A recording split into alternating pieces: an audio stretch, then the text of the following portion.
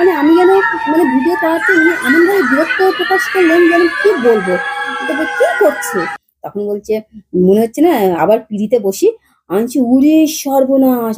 তখন একেকজন বলছে, "আবার ১ম বার হচ্ছে তো, সেকেন্ড টাইম হলে তখন ঠিকঠাক হয়ে যাবে।" বাবার বাড়ি থেকে শ্বশুর বাড়িতে এই যে একটা জীবন থেকে আরেকটা নতুন জীবনে প্রবেশ করা। দেখো সোজা বিয়েবাড়িতে চলে এসেছি। আর বিয়েবাড়িতে এসেই কিন্তু আমি আগে নতুন বউয়ের হাতে ওই আংটিটা পরিয়ে দিলাম। যেই আংটিটা কিন্তু আমি পলার আংটিটা কিনেছিলাম সোনার। তো পরিয়ে দেওয়ার পর দেখো দিদিভাই আর ওই দিদিভাই যে দিদি বসে আছে তাদের সাথে আমি ছবি তুলে নিলাম আর নতুন বউ। ছবি তোলার পর সোজা চলে এলাম ছাদনাতলায়। ছাদনাতলায় যেই চলে এসেছি দেখো এখন রিচুয়াল শুরু হয়ে গেছে। বউকে নিয়ে ঘোরানো হচ্ছে। আর আমি এক কোণে এসে দাঁড়িয়ে পড়েছি। দাঁড়িয়ে পড়াতে সবাই দেখো হাতে মোবাইল নিয়ে ছবি তুলছে। তো আমার কোনো ভিডিও করার প্ল্যান ছিল না কিন্তু। তখন আমি মনে করলাম আমিও একটুখানি ভিডিও করি।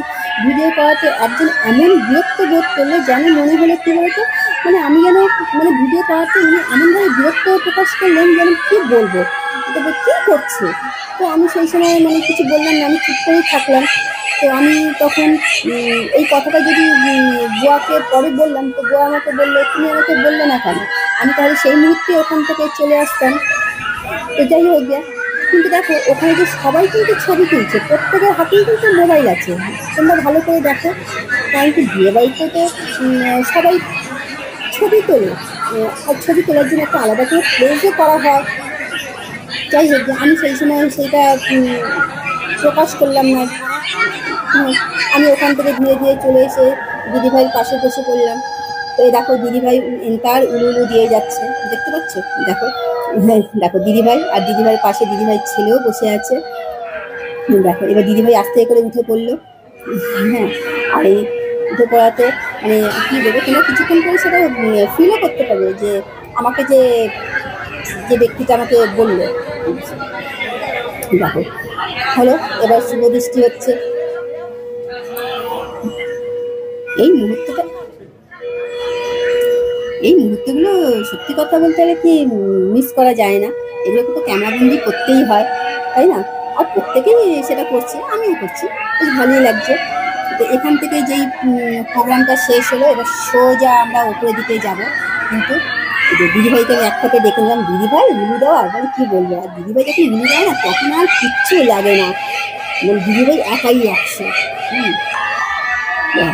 বাহ! কে তুলবে? বউকে তুলবে না বরকে তুলবে? কিন্তু বাড়ির লোকেরা কিন্তু বউকে তুলেই ছাড়লো। হ্যাঁ, এবার একজন বলছে, "না এবার বউকে নামাও।" দিদিভাই বলছে, "না এবার নামাও, নামাও।" কারণ এটা রিস্ক হয়ে যাচ্ছে। এবার ছেলে কিন্তু আর মালা পরাতে পারছে না। দেখো বউকে অনেক উঁচুতে তুলে ধরেছে।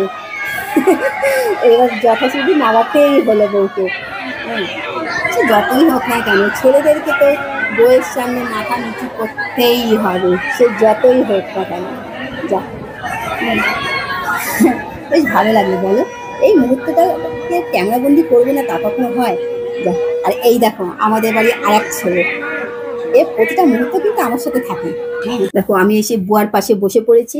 এবার বুয়ার মুখে বেশ জ্বলজ্বল করছে হাসিতে। তো আমি ওকে বুয়াকে বলছি, "তুমি কি ফিল করছো গো?"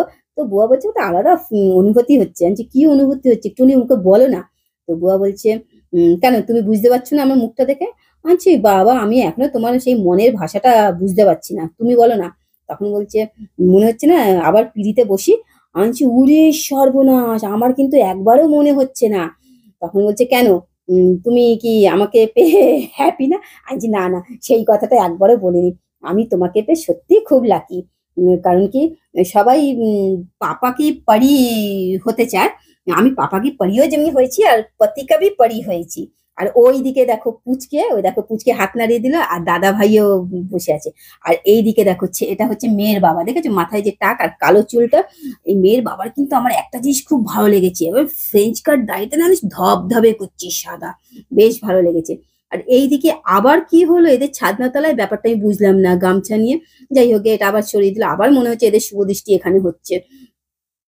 দেখো কত রকমের রিচুয়ালস আছে বোঝা যায় না। এইদিকে আবার ছেলের বাবা বসে আছে এই দেখো। উম উম তো আমি বুয়াকে বলছি, বুয়া তো এন্টার আমাকে বলছে, "তুমি সবাইকে এবার ঘুরিয়ে, ঘুরিয়ে কি দেখাচ্ছ?" আমি বলছি, "না, এই মুহূর্তগুলোকে একবার করে না ধরলে হয়?" এইদিকে এরা কনকাঞ্জলি দিচ্ছে না কি দিচ্ছে বুঝতে পারছি না। না এটাকে কনকাঞ্জলি না, এটা খই ফেলবে আগুনে। হ্যাঁ, আমি না অনেক জিনিস নিয়ম অত জানিটাই না। এই প্রথমবারে খই ফেলতে গিয়ে তো পুরোটা ধরেই ফেলে দিয়েছে। তখন একেকজন বলছে আবার প্রথমবার হচ্ছে তো, সেকেন্ড টাইম হলে তখন ঠিকঠাক হয়ে যাবে। আমি তখন বলছি বুয়াকে বলছি, "বুয়া আমরাও প্রথমবারে অনেক ভুলভাল করেছি জানো? আমরা মনে হয় এবার সেকেন্ড টাইমে সত্যি সবকিছু ঠিকঠাক করিনি। প্রথমবারে সবাই ভুলভাল করে।" তখন বুয়া বলছে, "না, ওরকম বলতে নেই।" আনছি দেখো না আমি বলছি না গো, এখানে সবাই বলছে আসছে বছর আবার হবে। এই যেন দুর্গাপুজো হচ্ছে। তো বুয়া আর আমি আর এইভাবে কথা বলছি আর হাসছি। কেন এখন যা দিনকাল পড়েছে সত্যি কথা বলতে গেলে কি উম এই কথাটা অটোমেটিকই মুখ দিয়ে বেরিয়ে যাচ্ছে। এটা আমার না, এখানে যারা মানে আমাদের থেকে যারা অনেক জুনিয়র তারা এরকমই বলছে। তো সেই জন্য আমার মুখ দিয়েও বেরিয়ে যাচ্ছে। ঠিক আছে কিন্তু বেশ মানে হাসি ঠাট্টা হচ্ছে। দেখো এখন এরা এরা ধীরে, ধীরে এখন ৭ পাক ঘুরছে। কিন্তু ৭ পাক ঘুরছে, ৭ টা জন্মের কথা বলছে সবকিছু। কিন্তু সবকিছু এই এখনই বলছে, তারপর কিন্তু কেউ কোনো মন্ত্র মনে রাখে না। সব ভুলে যায়। সব ওই যখন এখান থেকে যখন বাড়ি যায় তখন সব ওই জানলা দিয়ে না বেরিয়ে যায়। তখন কিচ্ছু মনে রাখে না যে ৭ জন্মে ৭ টা কথা কি মন্ত্র বলেছে না বলেছে সব। যাই হোক গে, এটা যে যার ব্যক্তিগত ব্যাপার। এটা নিয়ে আমি কোনো মন্তব্য করব না। মোটামুটি এখন খই-টই সব দিয়ে দেওয়া হয়েছে। এখন সিঁদুর দানের পালা। এই মুহূর্তটা না একটা আলাদা অনুভূতি। সে ঠিক ভাষা দিয়ে প্রকাশ করা যাবে না। কেন বলতো? মানে একটা নারী বুঝতে পারে যে এই মুহূর্তটা না পুরো চেঞ্জ হয়ে যায়। মানে বাবার বাড়ি থেকে শ্বশুর বাড়িতে এই যে একটা জীবন থেকে আরেকটা নতুন জীবনে প্রবেশ করা। এই সিঁদুর দানটা হয়ে যাওয়ার পরে তার লাইফের টোটালটাই মানে একটা নতুন মোড় নিয়ে নেওয়া। মানে সেটা না ঠিক ভাষা দিয়ে কেন একটা নতুন জীবনে বলতে পারো প্রবেশ করছে। কিভাবে তোমাদেরকে বলবো আমি নিজেও বুঝতে পারছি না। মানে তার মনে হয় লাইফে উম সংঘর্ষ বা নতুন প্রেরণা বা নতুন ভালোবাসা সবকিছু নতুনভাবে আবার একটা জগৎ শুরু হওয়া।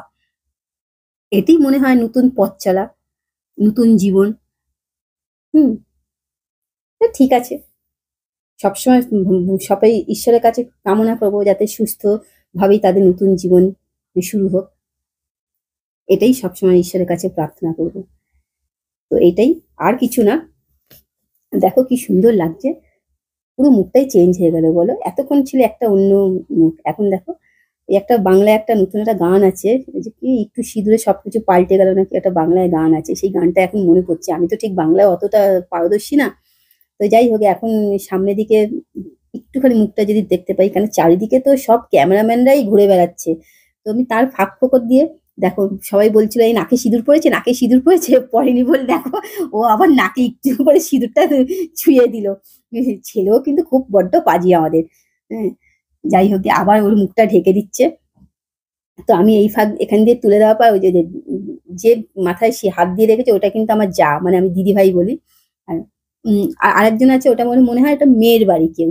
তো আমি ঠিক চিনতে পারলাম না। এখন বুড়ো আঙ্গুল ও ধরবে, এই আঙ্গুল ও ধরবে, এটার মানে আমি বুঝলাম না। তো আমি বুয়াকে যখন জিজ্ঞাসা করলাম, আচ্ছা এটা কি? তো আমাদের বেলাও কি এটা করেছিল?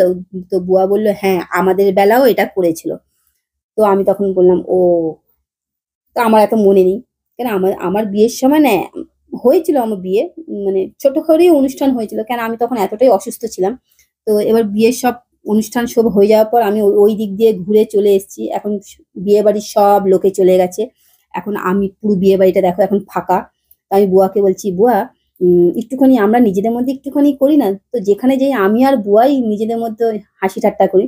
তো এইদিকে জামাইবাবু বসে আছে, ওইদিকে দিদি বসে আছে। দিদি বেশ গোল-মটুল। তো দিদিকে নিয়ে আর জিজুকে নিয়ে আমি বলছি যে, "গোল-মটুল আর তেরা দুবলা পিয়া" বলে একটা গান আছে না? তো সেইটা নিয়ে খুব হাসাহাসি করছি। তো আর এদিকে দিদিভাইয়ের মা বসে আছে। তো বলছে কি? আমি বলছি যে, "গোল-মটুল তেরে দুবলে পিয়া শাশুমা তু ক্যা খা কে ইসকো पैदा किया" বলে এই গানটা শুরু করেছি। আর সব বুয়া তো এন্তার হেসে গড়াগড়ি যাচ্ছে। বুয়া বলছে, "তুমি এন্তার যেখানে যাও তুমি ফাজলামি করো।"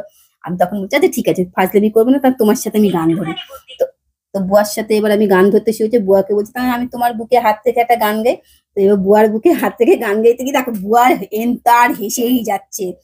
যে সিনেমে হঠাৎ দু হাত না সিনেমে বলে একটা গান গাইছি, তো বুয়াতে হেসেই গড়াগড়ি যাচ্ছে। আমি তখন ওকে বলছি তুই হাসবি না কিন্তু, তুই এত হাসলে আমি কি করে গানটা গাইবো। তো বলছে, বুয়া বলছে আচ্ছা ঠিক আছে, আমি গম্ভীর হয়ে থাকছি। আমি তখন বলছি সিনে মে রেখে দেবো স্যার বলে গানটাও, কিন্তু বুয়ার হাসি কি থামে, দেখো বুয়ার মুখটা কিন্তু মিচকে মিচকে হাসি।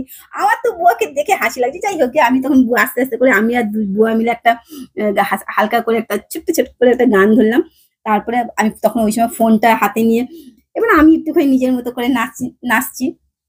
নাচতে নাচতে বুয়াকে বলছি, তো বুয়া বলছে আর নেচো না, এবার মেঝে ফেটে যাবে, তুমি যা দিন দিন মোটা হচ্ছে। আচ্ছা তোমরা বলো তো আমি কি সত্যি এত মোটা হয়েছি? বুয়া এন্তার আমাকে খেপিয়ে যাচ্ছে। তো আমি তখন নিজের মতো করে একটুখানি নাচ করলাম, নেচে টেচে আমি তখন বুয়াকে বলছি আচ্ছা অনেক রাত হয়েছে, এবার তো বাড়ি যেতে হবে। তো বুয়া বলছে তোমার কি সেই খেয়ালটা আছে তখন রাত্রির যেন কটা বাজে? 3টে বাজে, পরের দিন শিবরাত্রি, পেটে কোনো খাবার নেই।